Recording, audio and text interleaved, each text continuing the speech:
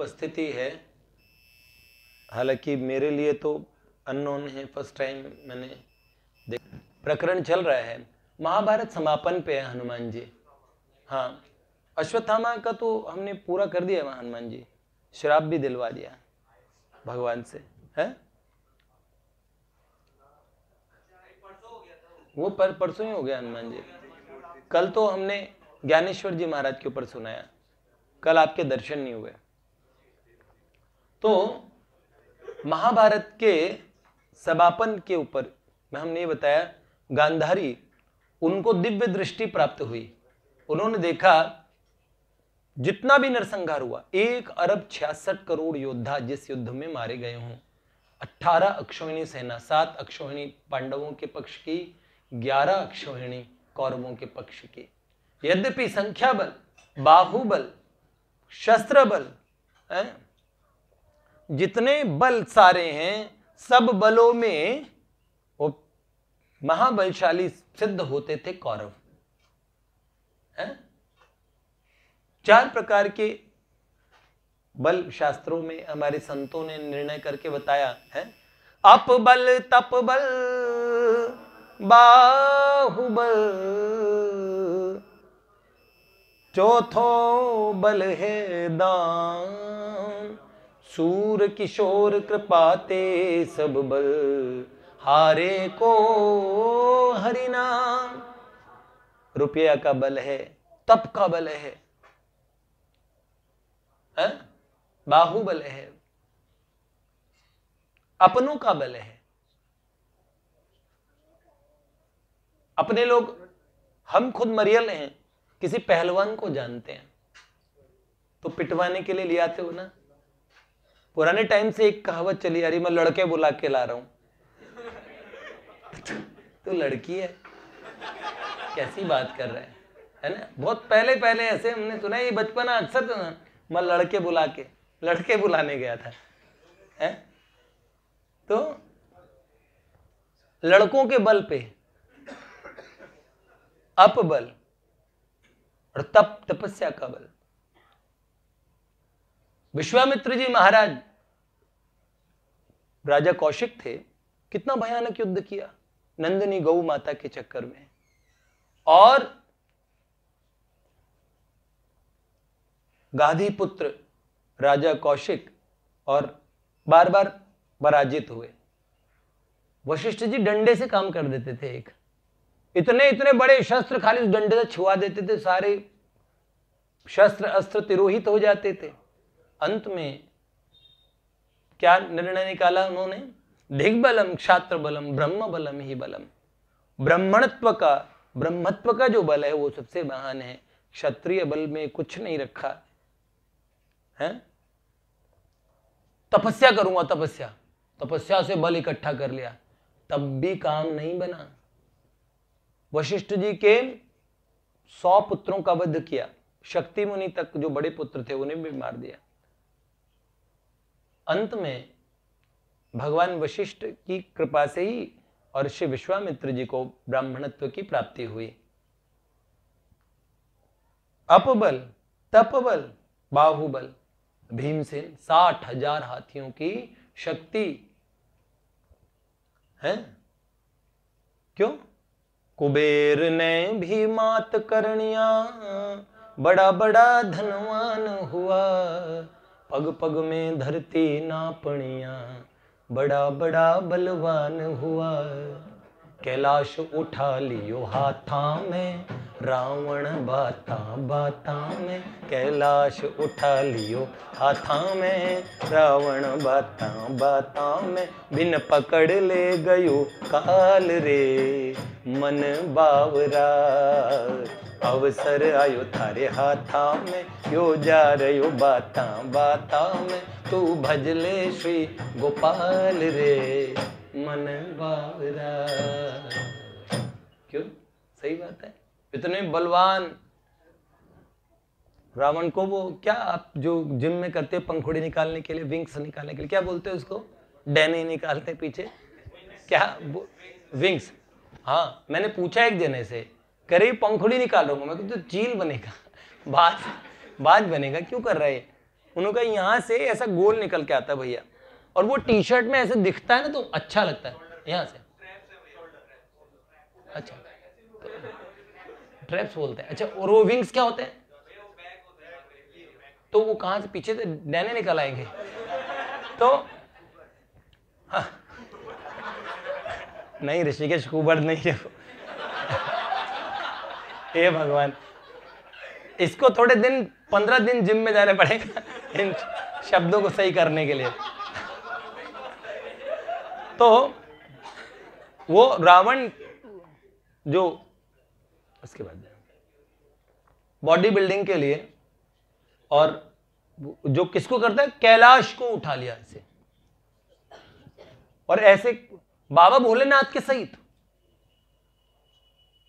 बताओ क्या बुद्धि शक्ति का परीक्षण भगवान महादेव से के सामने कर रहे हैं, और अनंत शक्ति को शक्ति प्रदान करने वाले भगवान हैं।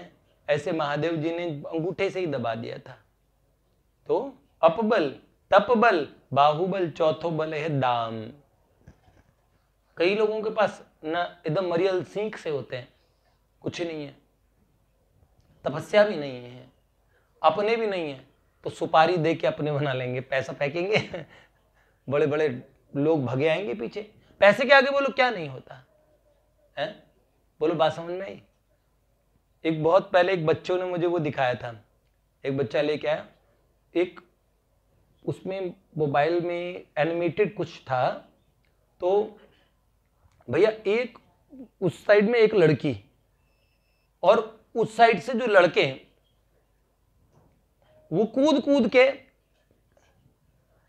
खाई में गिर रहे थे। उसके साथ बीच में दरार थी, दो पहाड़ों के बीच में। बलराम जी वो पूरी तेजी से दौड़ के आते उस लड़की तक पहुंचते थे। वो लड़की मतलब उनको इतना मतलब उससे आकर्षण था, तो वो उसके पास कूद कूद के जा रहे थे। फिर बाइक से वो जा रहे हैं, बाइक भी गिर गई, कोई भी उस तक नहीं पहुंच पाया।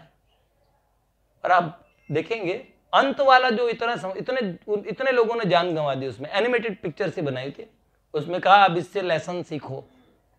और सबसे अंतिम जो व्यक्ति आया उसने नोटों की गड्डियां निकाली और कहा है मेरे पास खूब सारा पैसा है। अब की बार वो लड़की दौड़ी आई। तो मैंने कहा इसका सार क्या है? उन्होंने कहा होल थिंग इज दैट भैया, जैसे कवि गंग जी ने कहा था, क्या मात कहे मेरो पूत सपूत है, बहन कहे मेरो सुंदर भैया, बाप कहे मेरे कुल को दीपक है, मेरे वंश को नाम बढ़ैया, नारी कहे मेरो प्राणपति, मैं जाकर लेऊं या कि बलैया, कवि गंग कहे सुन शाह अकबर, जिनकी गांठ में गर्म रुपया। जिनके पास में गर्मा गर्म रुपया हो, यावत वित्तोपार्जन सकता है तावत निज परिवार रखता। तो ये वाली बात है, अंतिम बलदाम है, और सूर किशोर कृपाते सब बल हारे को हरि नाम। अंत में सबसे बड़ा बल भगवान का बल है। सारे बल कौरवों के पास पूरे पूरे थे, धर्म का बल भी था। भीष्म पिता में है, भीष्म पिता में है, द्रोण गुरुदेवा, बैठे विदुर जी धर्म के खेवा। भीष्म पिता में द्रोण गुरुदेवा, बैठे विदुर जी धर्म के खेवा।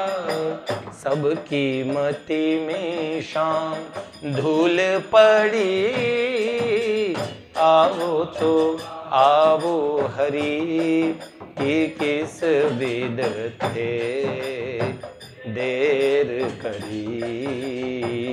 सभा है भरी भगवन भीर परी, आओ तो आओ हरि। तो देख लो, ऐसे धर्मज्ञों का बल था, बाहुबल था, लेकिन कोई काम नहीं आया। जयस्तु पांडु पुत्राणाम येषाम पक्षे जनार्दन। जीत हो गई पांडवों की। गांधारी ने इतना महा भयानक संहार देखा, दिव्य दृष्टि प्राप्त हुई और विलाप करने लगी कहने लगी देखो ये भूरिश्रवा के क्या दोष था, ध्यान लगाए बैठा था, सात्यकी ने तब भी सर काट दिया। द्रोणाचार्य सबके गुरु महाराज थे। देखो सियार जिनके चरणों को सब पूजा करते थे, सियाराम के चरणों को पकड़ के रणभूमि में खींच रहे हैं। अभिमन्यु देखो जिनके साक्षात श्री कृष्ण मामा थे, पार्थ का अजय बेटा, ये भी मर जाएगा, ये भी व्रण में सो जाएगा। देखो क्या गति। मेरे प्यारे दुशासन के क्या हालत हुई। माता गंधारी ने बार बार विलाप करना शुरू किया, रोना शुरू किया और अंत में एक बार मूर्छित हो गई और मूर्छित होके भगवान श्याम सुंदर से गुस्से में कहने लगी कि सारा दोष आपका है, आप सामर्थ्यवान थे, कौन सा ऐसा कार्य जो इस संसार में आप नहीं कर सकते। हाँ, तो परम सामर्थ्यवान होते हुए हे कृष्ण आपने इस युद्ध को रुकवाया नहीं। मैं आपको शाप देती हूं कि आज के 36वें वर्ष में अपने कुल के महाविनाश का आमंत्रण आप खुद दोगे। आपके स्वयं के सामने, आपके हाथों में, आपके इन्वॉल्वमेंट में आपका सारा वंश समाप्त हो जाएगा पूरे। ये शाप भगवान को दिया। भगवान ने कहा राजपुत्री ये तो मुझे करना ही था, तुमने खामखा अपना तप है वो नष्ट कर लिया। भगवान ने धृतराष्ट्र इत्यादि से कहा कि अब सबका अंतिम संस्कार कराओ। भैया सबकी अलग अलग चिताएं सजी। 18वें दिन हुआ ये, 18वें दिन के समापन के बाद में 19वें 20वें दिन हुआ ये। और बाकी 1 अरब 66 करोड़ के आसपास योद्धा थे जो मरे थे, उन सबको अलग अलग इकाइयों को बहुत सारी लकड़ियां लाके ग्रुप में भी और अंतिम संस्कार करना पड़ा। युधिष्ठिर महाराज से पूछा धृतराष्ट्र जी ने कौन कौन सी गति मिली इन लोगों को। उन्होंने बताया जो बेचारे कैसे भाग रहे थे, मारे गए, वो लोग भी जाएंगे यक्षों के लोक में। कई लोग लड़े, थोड़ा डर डर के लड़े, वो लोग जाएंगे गंधर्वों के लोक में। कई लोग लड़े कि अब मरना है तो लड़के मरेंगे और वो देवताओं के लोक में जाएंगे। और जो जीत हार कुछ भी हो, परम धर्म है, बड़ी प्रसन्नता के साथ में लड़े और मृत्यु के लिए प्रसन्न चित्त से उन्होंने जिन्होंने स्वागत किया वो ब्रह्मलोक में जाएंगे, उनको ब्रह्मलोक की गति मिलेगी। तो बड़े योगियों को जो गति मिलती है वो गति इस युद्ध में मारे गए योद्धाओं को मिली है। और धर्मराज से बाद में जलांजलि देने के लिए जब सबका और तर्पण वगैरह हुआ, अंत में मां कुंती ने कहा कर्ण के लिए भी आप और जो अंत्येष्टि कर्म है आप करवाइए। युधिष्ठिर महाराज को बताया, उन्होंने बोला क्यों, सूत पुत्र का हम क्यों करवाएं। उन्होंने कहा वो राधानंदन नहीं थे, वो कुंती पुत्र कर्ण थे। जैसे ही ये पता लगा उन्होंने कहा मेरे को इतना पांडव इतना रोए। पांडवों में वस्तुतः के प्रेम किसे कहते हैं आज के टाइम में, भाई भाई का। कर्ण जैसे जिसने द्रौपदी को और वैश्या कहा, कटु से कटु संभाषण अगर सुने, कर्ण के इतनी खराब उक्तियां हैं, महाभारत कोई पढ़े वो जान जाएगा और उसी गलतफहमी मिट जाएगी कि जो लोग ये कहते हैं कि अर्जुन से भी बढ़ के थे और ये सब चीजें। बेशक महापराक्रमी कर्ण, उनकी इतनी प्रशंसा है, कर्ण पर्व अलग से महाभारत में है, लेकिन ये कहना पार्थ अर्जुन से बराबरी करना, भगवान नर साक्षात भगवान श्री कृष्ण के स्वरूप, ऐसे ही भगवान ने कहा मैं पांडवों में अर्जुन हूं, जिनको भगवान ने साक्षात अपनी विभूति बताया। कर्ण से उनकी तुलना बिल्कुल ठीक नहीं है, लेकिन कर्ण भी वास्तव में भगवान के प्रिय थे। एक दोष था दुर्योधन से, कुसंग से अनन्य प्यार, लेकिन देखो भगवान ने दुर्गति तो उनकी भी नहीं होने दी। एक बात, पांडवों से द्वेष करते थे इसलिए जीवन भर, भक्तों से द्वेष करने वाला भक्तद्रोही भगवान को की नाराजगी का भाजन बनता है। तो क्या बता रहे थे हम कर्ण के विषय में?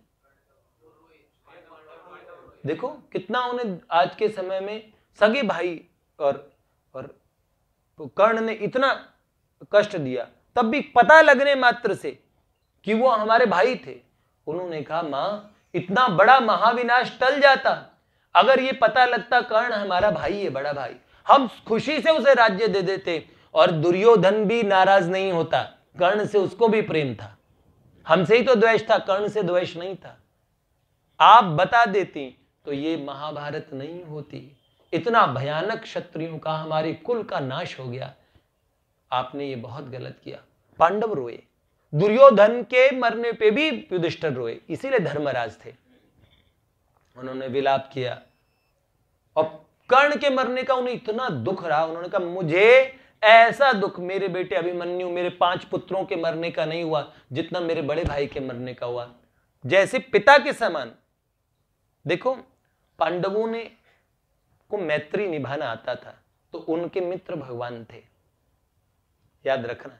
पांडवों को सब संबंध रखने आते थे, इसलिए सब संबंधों को भक्त होके अगर संबंधों का निर्वहन नहीं करना आता तो मेरे विचार से निश्चित ही वो भक्ति की और दयनीय अवस्था है। मुझे लगता है वो अभी भक्ति में प्रवेश भी नहीं है। सबका मूल आधार क्या होता है? ये चित्त।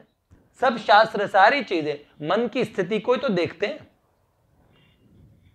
शरीर की शुद्धि, अशुद्धि, शुचिता, नियम। कल एक सज्जन मुझे बताते मैं ऐसा कोई नियम नहीं छोड़ता, मुझे भगवान क्यों नहीं मिल रहे हैं। मैंने सोचा कि मैं क्या बताऊं, मैं बताऊंगा ही नहीं, इतना ज्ञान है शास्त्रों का वो मेरे सामने, और आजकल तो मैं भूलने भी लगा हूं, तो मैं क्या क्या प्रमाण रखूंगा इनके सामने। देखो बुद्धि कौशल एक लेवल तक साथ देता है, एक दिन भूल जाते हैं, एक दिन हमारी बिल्कुल ये सब जो हमारा तिलस महन है तब तक टिकता है। इसका एक समय है, एक टाइम स्पैन है, उसके बाद में हर चीज डिमिनिशिंग उसमें आती है, धीरे धीरे घट जाती है।